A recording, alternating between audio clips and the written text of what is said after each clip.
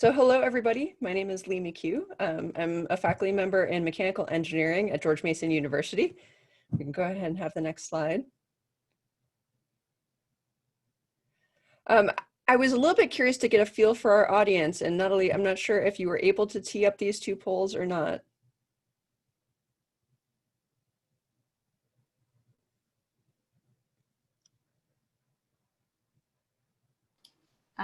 We're going to pull that poll up for you in 1 second. While they're pulling that up, a little bit of the lead into it. So this is about tool development for farm workers. And so I was interested, and I come from an engineering perspective, I was interested to get a sense as to whether or not our attendees who are participating in this discussion are primarily coming to the table from the farm owner, farm worker perspective, epidemiology perspective, engineer, educator, kind of what the background is, and whether or not people are tool users or tool developers or both or neither.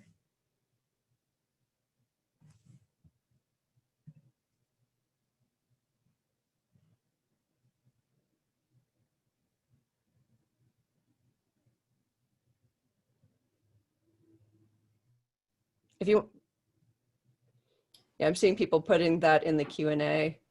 Yeah, I'm sorry about that. That's okay. It looks like my note section's popping up instead of the main slide. So just let me know if it looks okay. Yeah, I think you've got that fixed, but why don't we skip the polls then and just charge forward. All right, here we go. One slide back. One slide back. Sorry about that. No problem. So if you had looked at my bio on the website before you came in here, you'll see that I'm actually a ship dynamics person. And so you might start to wonder why a ship dynamics person gets involved in COVID-19 related modeling efforts. So as a little bit of a background, I teach at George Mason University, and over Mason's spring break, I had university sponsored work that was going to take me to Panama and Colombia. So about 3 days before I was supposed to leave town, and it was ship dynamics related work. So about 3 days before I was supposed to leave town, the university suspended all student travel, but told faculty that if we weren't going to a hotspot, we were free to travel. So on March 8th, I departed Dulles for Panama. On March 10th, I got notice that the university was suspending all travel effective March 16th, and that happened to be the day that I was traveling from Panama to Cartagena, Colombia. The next day, March 11th, the WHO declared COVID-19 a global pandemic. I hopped an earlier flight back to Dulles from Cartagena via Panama. And in the days that came, obviously, what happened was, as you would expect, the governor prohibited all out-of-state travel for Commonwealth employees. Colombia closes its borders. Panama starts restricting entry to citizens and residents and closes its borders. Can you go back a slide? Yeah. So as I'm boarding that first flight at the start of the pandemic, and at the time there was a lot of talk about how the airlines were going to be very proactive about cleaning and how safe an environment it would be to still fly. As I'm sitting down for that first flight, I noticed that there's cash under the armrest in the seat in the row in front of me. And so I'm sort of thinking, well, so much for this increased cleaning. I had packed my own Clorox wipes and hand sanitizer, but as you're watching people board the plane, kind of start to realize people touch everything. And the flight attendant is handing out water and everybody's touching the same bottles and this and that.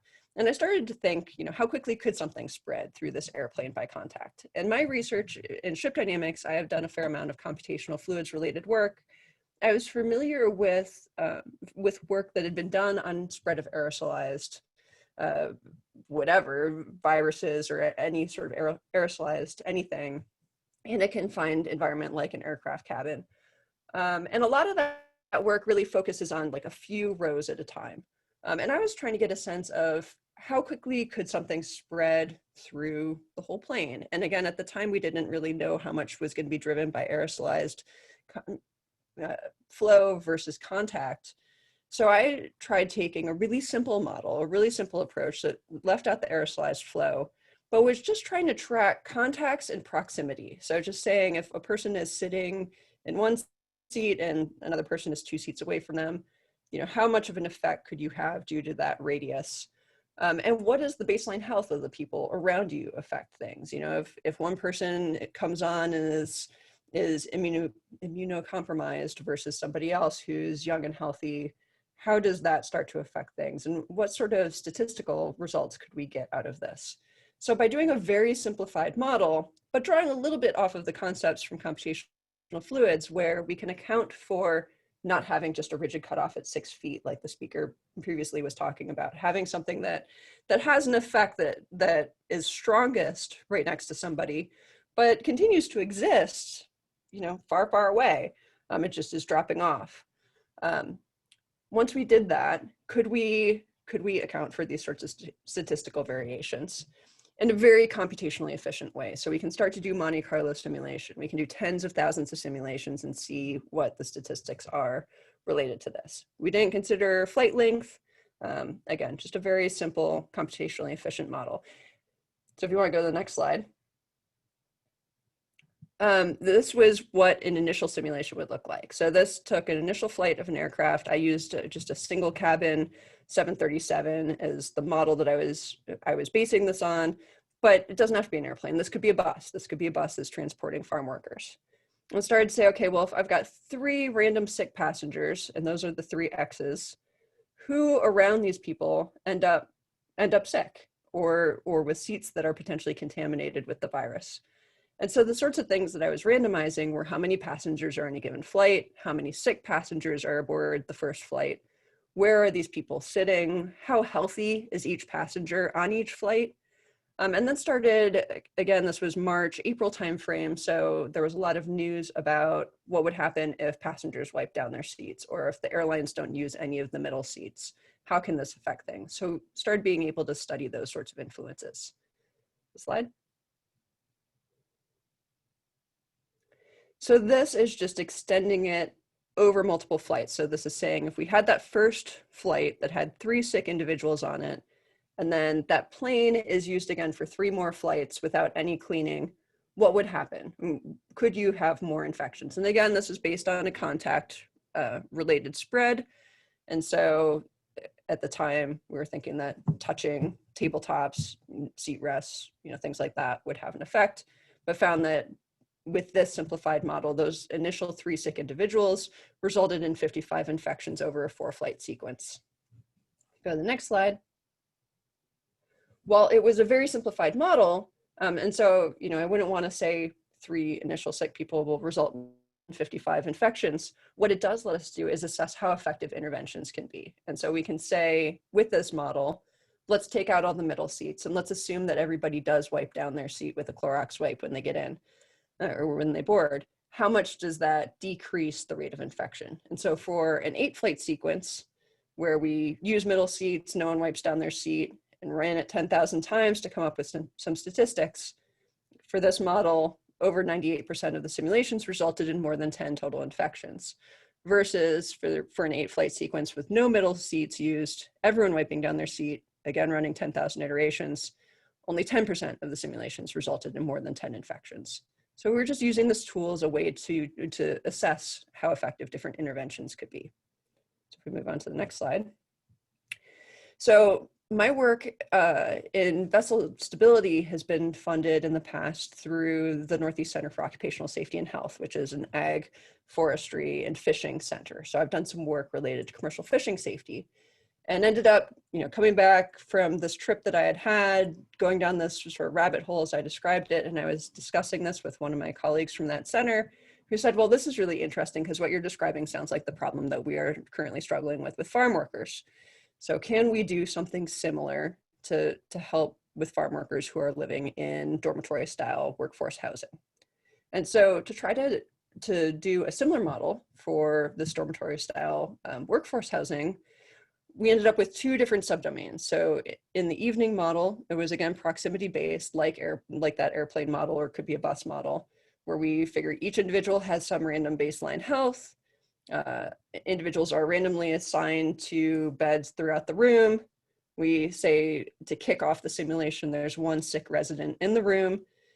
If anyone then becomes infected from there, we assign a random number of days that person is asymptomatic for. in order to sort of represent the fact that you could have this asymptomatic person showing up at work every day until they start to show symptoms. For the daytime side of the model, we're essentially using an SIR type of model. We presume that that first sick individual shows up at work in the morning, someone takes their temperature or sees them or hears them coughing, says you don't look good, and they get removed to quarantine in some way. But any infections that happen that night are sort of part of the system that's moving forward. Anyone who becomes infected from this daytime SIR model, we randomly pick which bed it was that they had been in, and they stay in that bed for the number of days that they are asymptomatic until they get to a point where they have been deemed to be now actively sick or visibly sick and are recognized and are removed to quarantine. So if we go to the next slide. Yeah. So for folks who haven't seen SIR models, S being susceptible, I infected, R, for our purposes, we're using as removed. So we're just saying that once somebody becomes symptomatic, we're removing them from the model, or removing them from the simulation. N is the total number of individuals. Beta is the infection rate. Gamma in an SIR model is the recovery rate, or 1 over the average duration of the infection. There are a whole lot of variations on this with various degrees of complexity. For this model, what ended up being more challenging is that we're talking about very small sample sizes. And we're also using stochastic asymptomatic periods. So the notion that we have a recovery rate that's 1 over the average duration of infection, instead of using that recovery rate, we're literally just removing people from the model once they move from being asymptomatic to symptomatic. The small sample sizes meant that we had to be rounding numbers logically in order to make sure that we're not talking in terms of fractional people, because you don't have 2/10 of a person who's sick. You either have somebody who's sick or who's not. So if we go to the next slide. So for this farm housing work, the goal was to provide an educational tool for farm owners and workers. We weren't trying to say, you are going to have people get sick or you're not going to have people get sick. We were trying to give them something that would let them assess what they were doing on their farm and maybe make some decisions about how they're laying out their worker housing, how they're putting people up to begin with, and just be conscious of what they're doing in terms of their interventions. So with that in mind, the collaboration with NEC personnel, the Northeast Center personnel, was really critical to this effort. I'm an engineer, and so my phrasing ends up sounding very engineer speak. With working with them and epidemiologists and medical professionals and farmers, we were able to make the language sound more like how somebody on a farm would talk about this. We ended up making it multilingual so that the information would be available in Spanish and English both. We made there be a nice graphical user interface and coded this up in JavaScript so it could run on a web page in somebody's browser or on their phone. Got some good graphic design contributions and so on. So I walk us through that in the next few slides. Go to the next one. So this was V1. This is the way I think of the problem. I created a MATLAB script for it. This is obviously only useful to me or to researchers. It is not useful to a farm worker, because I don't know many farm workers who have MATLAB. If we go to the next slide. This was version 1 of the website. And actually, do you mind, Natalie, if I take over now and do a little screen share to actually walk people through the site? Okay, so you all should see my website now. So this was the original version of the website that we put together, called it Farmworker Housing Simulator. There's a bunch of text up front that's explaining what's going on. We asked people to enter some parameters about their room.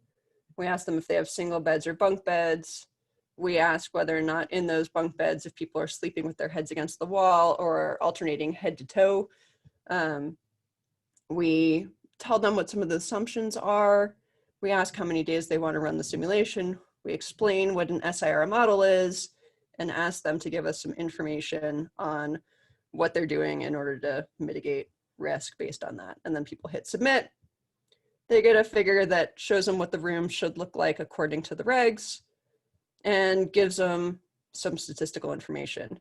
And they can say, well, I'm maybe not actually following the regs. I'm sticking 5 people in that room. And it gives them an update on how much risk they have. Let's actually make this something where people are getting infected. Let's up that even more. So you're now putting enough people in that at least one person becomes infected 40% of the time, 33% of residents became infected. But so we're finding when trying to communicate this with the public in general, talking in terms of Monte Carlo simulation and percents of infection rates kind of loses some meaning to people. It's not as clear cut and concise as what people want. And there's a ton of text on this. So by working again with good partners at the NEC, this leads us to the revised version of the website. It's much more graphically appealing. We now type in some parameters.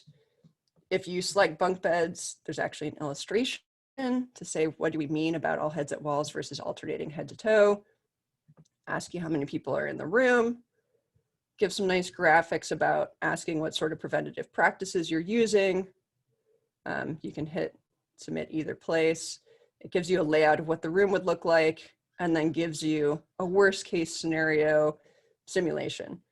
And actually, once we started doing this in this more graphical approach, we were finding interesting things. Like statistically, it was basically always better to have people sleeping head to toe.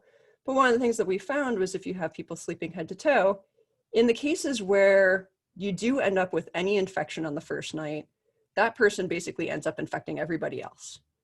And so the most likely outcome was that there were 0 infections, but the worst case scenario was that everybody ended up sick. Versus if we put everybody's heads at the wall, then we had both the most likely outcome and the worst case scenario where that one person was getting sick.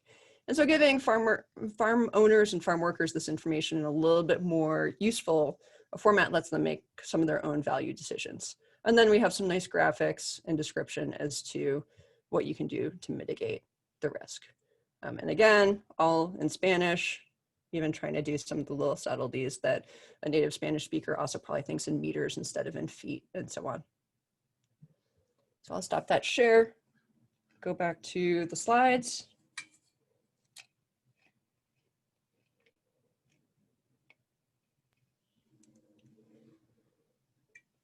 Thank you. So we can skip past these little screen captures. So yeah, let's let us start to probe questions such as, is there a worse bed or bunk? How do you manage risk? Is it the most likely scenario or the worst case scenario? This is basically an agent-based model for people who are modeling and simulation inclined. We have a lot of room for fine-tuning the parameters in the SIR model, reducing dependency on the SIR model in the future. Would love to do something that was more of an agent-based model where we account for the movements of people within the housing environment, airflow within the housing environment, meal times, how people move about on buses between farms or to the farm, interactions with neighboring farms and so on, and getting some validation data. We've talked about trying to do a project where we put, just like spot trackers or GPS trackers on a collection of farm workers to see how much distance people are able to maintain in their day-to-day work environment. And next slide, I think is my last. Yeah, so just acknowledgements. Julie Sorensen was the wonderful person who I had that first conversation with that started this all. Margie Knight was an intern who had fabulous ideas on how to make this useful. Mary Ellen Driscoll also did quite a bit of the wordsmithing to make for accurate, accessible language. Paul Jenkins gave us some good statistical insights. Anna and Jose, who did the Spanish translations, who are NEC employees, and then the acknowledgement that this was funded by the Northeast Center for Occupational Health and Safety. And that's it for me. Awesome. Thank you, Dr. McCue. We're going to go ahead and share a new screen with our other presentation. Thank you. Are you guys able to hear me okay? Perfectly. Oh, great. You have the floor. Thank you very much. And I'm going to apologize in advance. Right outside my window, there's a major construction project going on. And of course, all morning it was very quiet. Now they're making quite a bit of noise. So I'll do my best to speak over some of the construction noise, and please please feel free to let me know to speak up or mute my microphone for a period or whatever needs to be done. Okay, next slide, please. So our agricultural industry nationwide, we're very well versed in the identification and mitigation of risk factors as it pertains to biosecurity and secure food supply. An example of this is in the early 2000s, where we focused quite a bit of activity on pandemic influenza, Again, activity was focused on rapid identification of disease within flocks of birds, depopulation and disposal. However, there was less emphasis on minimizing the potential for zoonoses or zoonotic disease transfer to workers, not only from our birds to workers, but amongst workers themselves. And as we became painfully aware with the COVID-19 outbreak, any previously developed pandemic preparedness plans really were not readily adaptable or implementable for this current pandemic. Next slide. So what were our objectives? What we wanted to do was to assist the industry in minimizing impacts on their businesses, their employees, as well as the public through the development and implementation of a pandemic risk mitigation strategy for COVID-19 that followed federal, state, and local guidelines. I'm from the state of Michigan, and as you heard earlier by Dr. Morris, we have quite a few regulations in place aimed at preventing spread amongst workers as well as between the public and workers for public-facing operations. So our e-tool was set up also to make sure that we satisfied state and local level requirements, which in our case requires our businesses to submit and register pandemic preparedness plans that employ a risk assessment approach consistent with OSHA's document, They're Preparing Workplaces for COVID-19, which follows an established strategy for identifying risks, as well as a mitigation strategy using the well-known hierarchy of controls. So using a cross-disciplinary ag-centric approach that consisted of a team of industry experts, highly skilled in extension, outreach, workplace exposure assessment and mitigation strategies, as well as occupational medicine, we set out to develop an e-tool. This tool was supposed to be, or is supposed to be, designed to be a user-friendly, risk-based tool for ag sectors and commodity groups. It's a PC app guiding users through a task or job-focused risk assessment process that allows for decision-making with respect to the identification of control measures that work optimally with current operational requirements that are aimed at mitigating spread within a farmers, business owners, operators, workforce, as well as to the public, again, for those public-facing operations.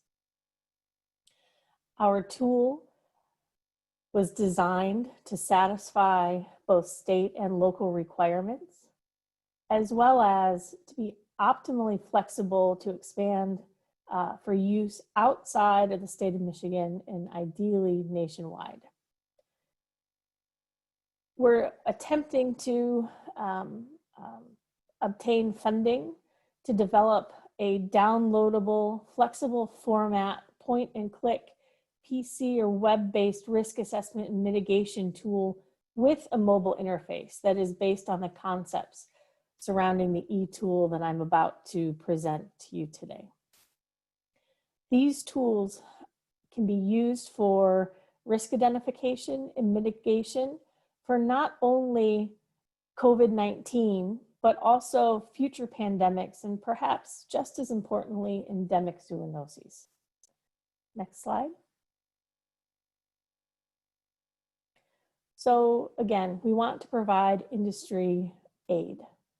So our COVID-19 Hazard Assessment and Mitigation Program, or CHAMP, is a free tool located on the MSU Extension website on the Rapid Response page that farmers and associated businesses in the agricultural industry can use to help them assess for risk of transmission of COVID-19 within their operations, help them to identify task-specific mitigation options which work well for their existing businesses, and to develop a written pandemic preparedness plan that satisfies state and local regulatory requirements.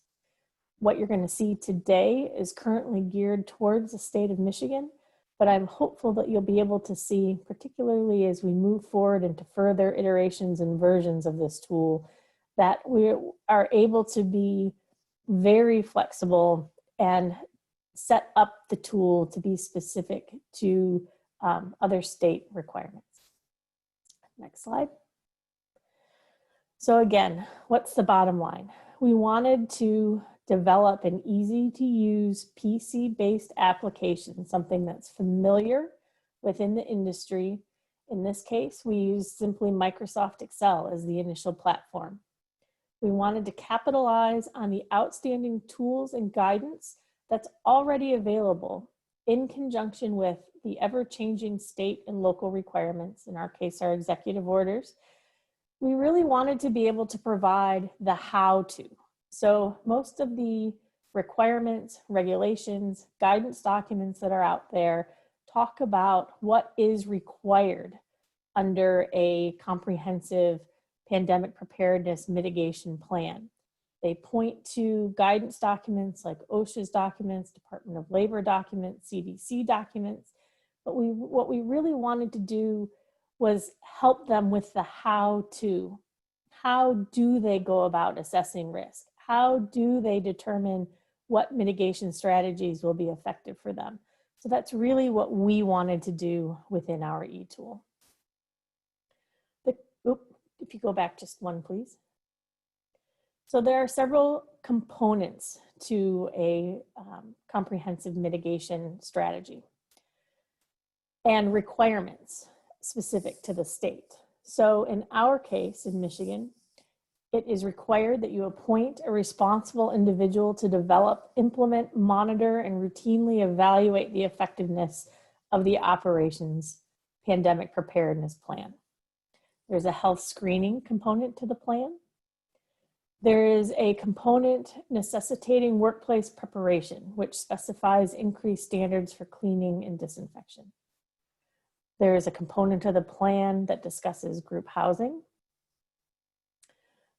More recently, and again, Dr. Morris spoke to this, there is a new requirement that came out towards the end of August that requires COVID-19 testing for seasonal and migrant workers, as well as for individuals residing in group housing. There's a component that requires a job analysis or hazard identification and development of risk mitigation plans or strategies. We need to train and effectively communicate with our employees. And then finally, we need to be able to provide resources. Okay? So the following slides are just screenshots or screen captures from the e-tool that again is posted online. You can see it's just simply a Microsoft Excel workbook with several tabs across the bottom. So this first introductory tab just basically states the rationale behind developing this tool, the sources of the information that are compiled within this workbook, the aim of review and walking through the workbook, as well as a section or a small box that lists the team members that were involved in the development of this tool and contact information if there are further questions or comments or needs.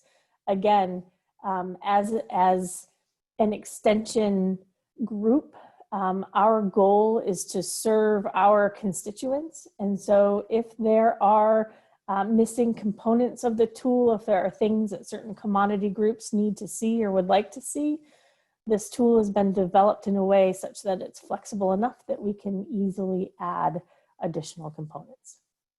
Okay, so as you can see at the bottom of this screen capture, like I said or mentioned, the first tab is just an overview of the tool itself, with the next tab over being the requirements for a preparedness plan.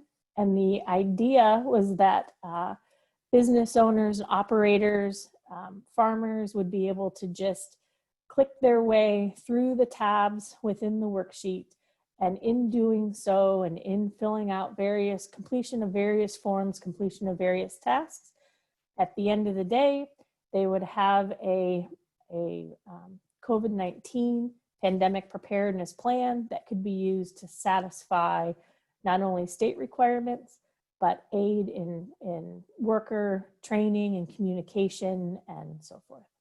Okay, next slide.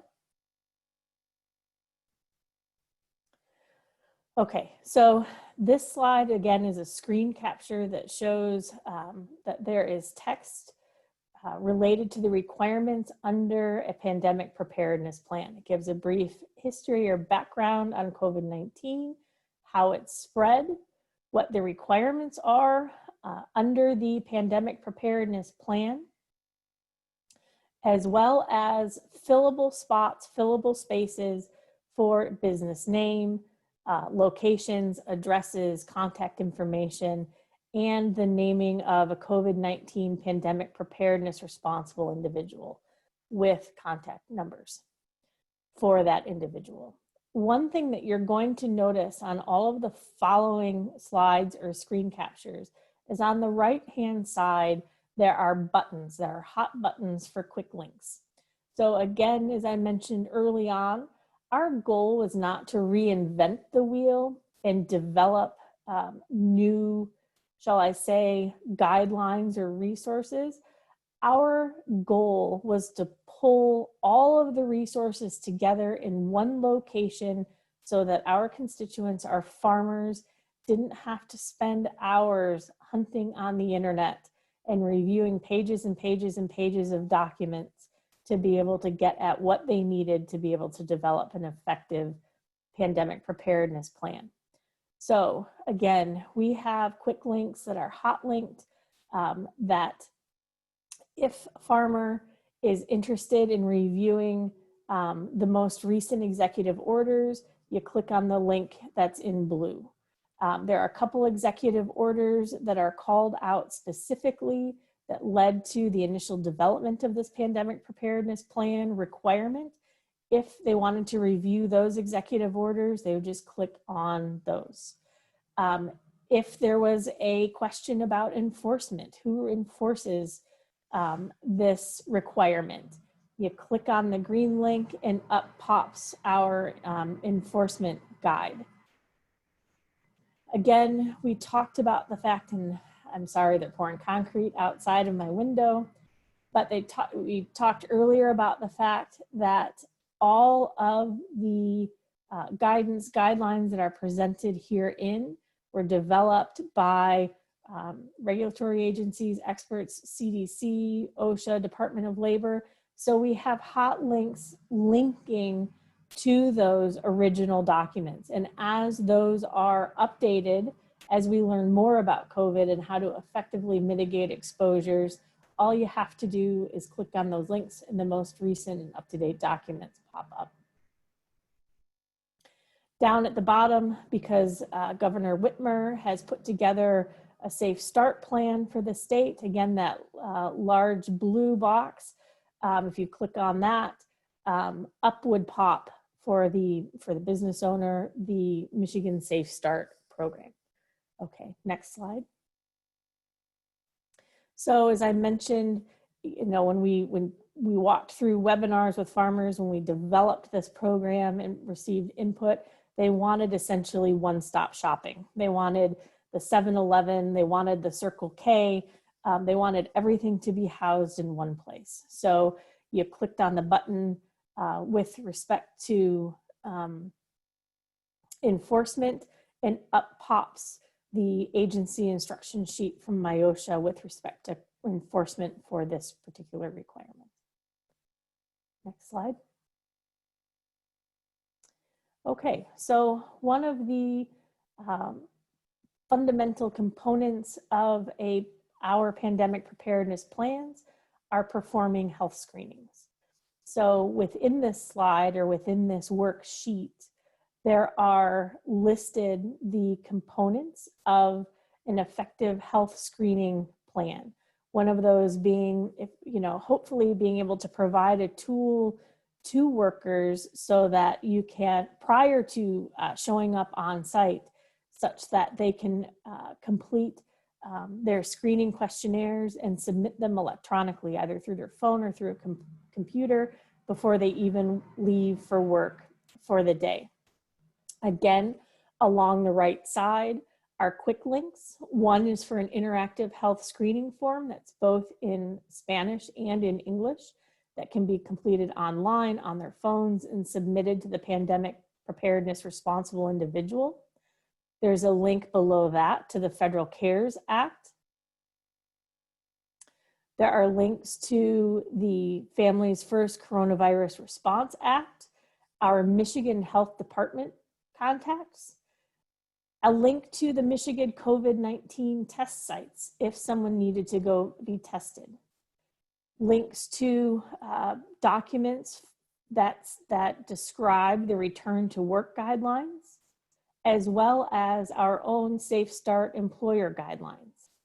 And again, as is stated many times within the discussions that we had with our constituents, with our farmers that helped to develop this tool, we provided a link for the statewide COVID-19 hotline. Again, because something always happens at 5 o'clock in the morning or 9 o'clock at night. So if you could go to the next screen. This is an example of the interactive health questionnaire, health screening questionnaire. Again, there's a version in Spanish as well, and this can be completed on a phone. These forms can be printed out and completed when the worker shows up for the day prior to entering the building, whatever works best for that business. Okay, next slide. So there's a requirement to prepare the workplace each day to mitigate spread of COVID-19. And that generally has to do with increased cleaning and disinfection. So there are several bullets here within the first box that discuss evaluating facilities and activities such as jobs and tasks within that the realm of activities for a particular business. It describes commonly touched surfaces and the fact that cleaning needs to occur prior to disinfection for effective mitigation of spread from surfaces. So most cleaning and disinfecting guidelines state that if at all possible, EPA endless disinfectants are used. So again, if you look over on the right side of the screen, there are hot links to EPA list N disinfectants. We also have links to the CDC guidance on cleaning and disinfecting of facilities. We have a link for FMI, the Food Industry Association COVID-19 cleaning and disinfecting for human touch surfaces. We've got links to master sanitation schedules and to FDA's food safety and the coronavirus disease document. So again, one-stop shopping. We go out, we look at all that has been published, try and find what we think is going to be most useful for our constituents, for our farmers, and we pull them together within this e-tool. So if you could click on next, please. This is an example that's editable of a sanitation protocol for a common area, such as a break room. So it highlights, it prompts business owners, operators, the pandemic preparedness responsible individual to think about frequency of cleaning, who is responsible for cleaning, who's responsible for routine observation throughout the day of a given area, such as a break room or a restroom. It establishes responsibility, as well as instructions for that individual to perform cleaning and then disinfecting, such as washing hands, putting on applicable PPE, first removing trash and debris from the area, wiping down surfaces, because it is not as effective to disinfect an area if there is a layer of dirt or some sort of fruit juice over the top of a surface. Discusses use of EPA list N disinfectants. discarding disposable towels and wipes, and so forth. And finally, completion of a form indicating that that task has been completed. And again, because it's in Excel, it's fully editable, and they can just copy and paste this box into other sections of this worksheet proper and develop a cleaning and disinfection plan for each area, such as break rooms, bathrooms, kitchens, meeting rooms, processing rooms, those types of things. Okay, next slide. If you go back one, somehow there should be, the next slide should be on group housing. What popped up was one of the example sheets. Is there an initial slide to this? Okay, go one back, one more back.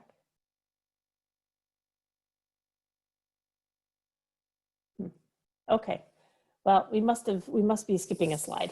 So there is a group housing requirement within the state of Michigan. And I'm really excited to be able to, in one of the hot links, post Dr. McCue's link to their e-tool as well. Looks like a fabulous tool that our farmers would be able to use. So within the group housing requirement, MDARD, or the Michigan Department of Agriculture and Rural Development, has developed mitigation strategies for group housing. And there are fillable tools that are either in Word documents, in Spanish and English, as well as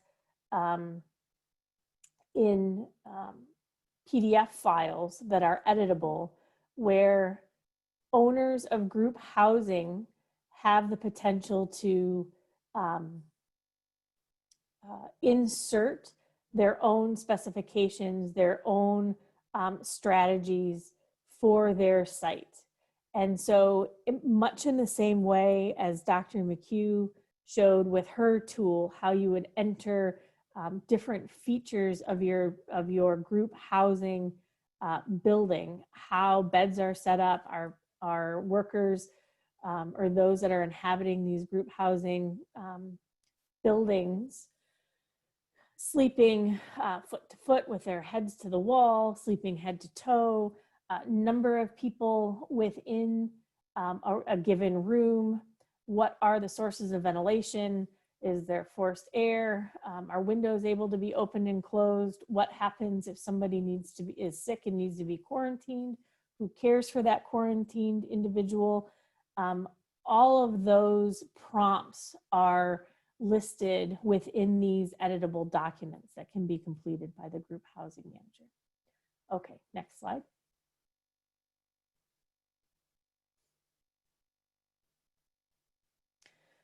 So recently, in the end of August, and again, Dr. Morris mentioned this, Michigan has begun the requirement of COVID-19 testing for all individuals living in group housing camps, as well as for seasonal employees. So this is an example of a fillable form, again, that's been linked to our e-tool that can be pulled up and modified, that prompts business owners, operators to complete a testing plan for, again, those individuals that are living in housing camps, as well as seasonal operators and any other worker that is required to be tested under the new COVID-19 testing requirements as set forth by the state. Next slide.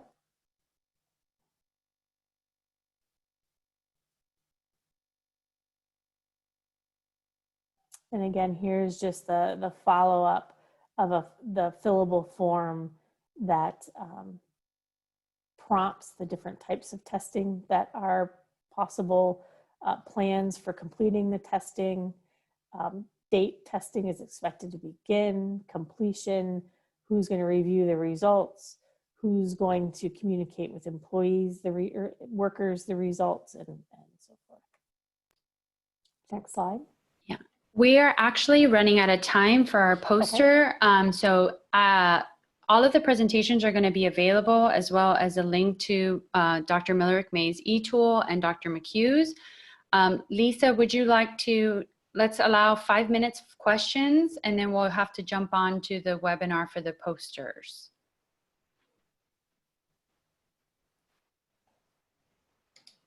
Sure. So we have a couple questions that have come in. I think there was a question about what enforcement looks like in Michigan, and then you can maybe tie into that if the health screenings are done every day, and kind of like what the implementation looks like. So enforcement is done through MIOSHA in conjunction with our other regulatory agencies. There are several mechanisms by which MIOSHA is prompted to review site-specific pandemic preparedness plans, tour the sites, and work with owner-operators to figure out, what's happening. With regards to testing, all testing was to be done per a given schedule that's outlined within the executive order that essentially requires that testing be done across all workers, again, that fall under the requirement that are currently on site or currently working. And then for each new individual that is beginning work subsequent to, say, the cohort being tested and cleared of COVID-19. So what it does is it helps prevent anybody new from coming in that could potentially have COVID and infecting existing employees, existing workers.